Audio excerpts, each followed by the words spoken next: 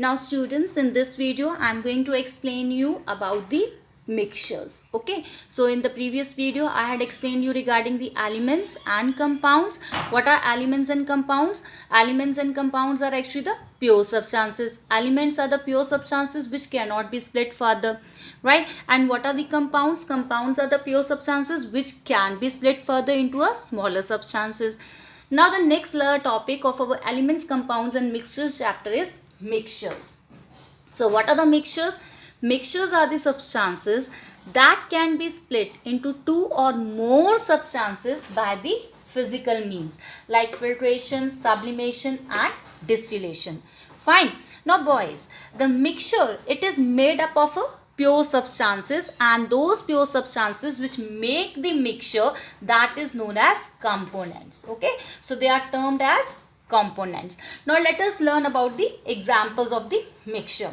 Now boys, air, it is a very good example of a mixture, right? How it is an example of mixture? Because it contains nitrogen, oxygen, noble gases, carbon dioxide and moisture, and we can separate the components of the mixed air by the physical means, right? Then another example is natural water. Natural water, it is a mixture which is containing water, dissolved air and some salts, now which can be separated by the physical means.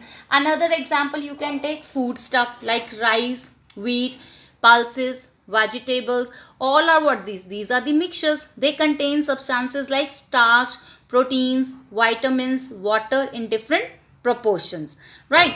Another example you can take the example of medicines. Medicines are the mixtures which are containing some active ingredients in minute quantities and mixed with some other substances. Okay, and the purpose of adding some other substances is so as to lessen the harshness of the chemical activity of the active ingredients, right? So at the same time the bulk increases and it becomes easier to dispense the medicine. Now another example you can take the alloys. Alloys, they are the very common example of the mixtures. Now it has been found that a metal when alloyed with other metal or a non-metal, they are generally they become more useful than the original matter. For example, steel, it is an alloy of iron, carbon and manganese. So students, in this video I am going to explain you the characteristics of the mixture. So in the previous video I had explained you the what are the mixtures. Now in this video I am going to explain you the characteristics of the mixture. So students, what is the first characteristic of the mixture? The first characteristic of the mixture is that the components of a mixture may be present in any proportion. What it means, that if I am going to make a sugar solution, right, I can either put 1 spoon of sugar or I put 2 spoons of the sugar. What will be the resulting solution? The resulting solution will be a sugar solution only. So now the second characteristic, the components of mixture, they coexist without chemically reacting with one another. Now this is for this we will take the example that air, it is a mixture of gases. Number of the gases are present in the air like nitrogen, oxygen, carbon dioxide, noble gases, and all these gases, they coexist in the nature in the air without reacting among themselves to form any new compound or new substance. Then next, number third, the components of a mixture, they retain their properties. Now what does it mean? That for example, a sugar solution will be sweet and watery, and a solution of salt will be salty and watery. Then that next fourth characteristic, the components of a mixture can be separated by physical means. What it means? That by any simple means, by any physical means, we can do the separation of the mixture. The methods like filtration, distillation, all these methods we can adopt. For example, soil and water, it can be separated from the muddy water by filtration, and sugar can be separated from water by distillation, right? Now students, we will learn the types of mixtures. Types of mixtures. Mixtures are usually classified on the basis of the state of their component. For example, a mixture which is containing 2 or more solids, it is called as a solid mixture. And if it is containing 2 or more liquids, it is termed as liquid mixture. And if it is containing 2 or more gases, it is termed as a gaseous mixture. Now we will learn the types of the mixture. It can be of a homogeneous type or it can be of a heterogeneous type. Right. What do you mean by homogeneous mixture? A mixture which has the same composition and the properties throughout. Right. That is said to be homogeneous. And what is heterogeneous? Means a mixture which has a different composition and different properties in different parts of it. It is said to be a heterogeneous mixture. Now students, one can see separately or distinguish between the different components of a heterogeneous mixture but not of a homogeneous mixture. Right. Now let us take the types of mixture with the examples. Now types of the mixture with the examples, boys, you can see it is given in your book also. Now for example, if we take a solid mixture and the solid type of mixture, for example, it is a homogeneous solid mixture means where the components are the solid, means alloy. Example is an alloy. Alloy, it is made up of either metal or a non-metal. So metals are what? They are the solids. So homogeneous solid mixture, example is an alloy. And heterogeneous solid mixture, it is sand plus salt, right? So I am having a mixture of sand and salt. Then let us take a liquid. Now where the components are the liquid. In homogeneous, you can take an example of a solution of spirit in water.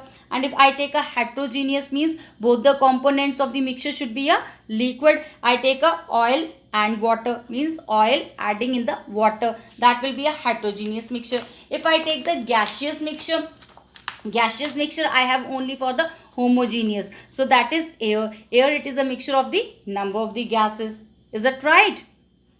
Now another example where the components of the mixture, it can be a solid and a liquid, and the type of a mixture is a homogeneous. For example, a solution of salt or sugar in a water. So sugar or the salt, this one component is a solid and another component is what? Water. So it is going to form a homogeneous mixture of a sugar solution or a salt solution. Let us take the example of heterogeneous, sand plus water. So sand, if we were going to put a sand in a water, what we are doing, we are going to get a heterogeneous mixture. That is example, you can say muddy water.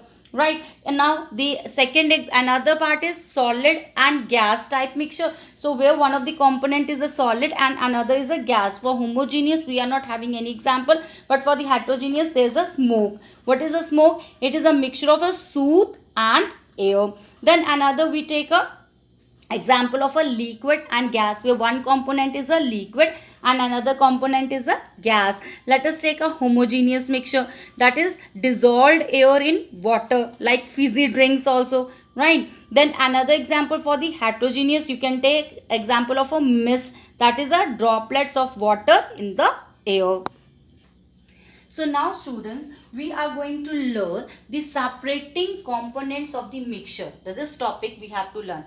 Now the student question arises, why we want to separate the components of the mixture? Why we separate the components of the mixture? Now in order to get the pure substance, we need to separate the components of the mixture. If we want to get a pure substance, we have to follow the methods, various methods for separating the components of the mixtures. Now next topic is that principles of separation of mixture. So what are the basis, on what basis we can separate the components of the mixture? Now students, for separating the components of a mixture, we take advantage of that property of the component in which it differs the most. For example, the distinguishing property, it can be a state, it can be a size, it can be a magnetic behavior, it can be its solubility, it can be its melting point, boiling point.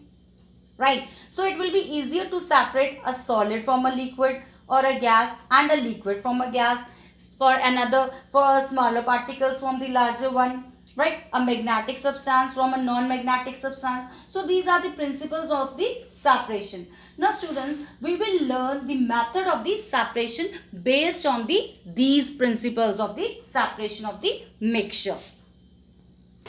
Now students, let us start with the methods of separation of the components of the mixture. So this is a topic that we are going to start. So very first method, it is a sieving method.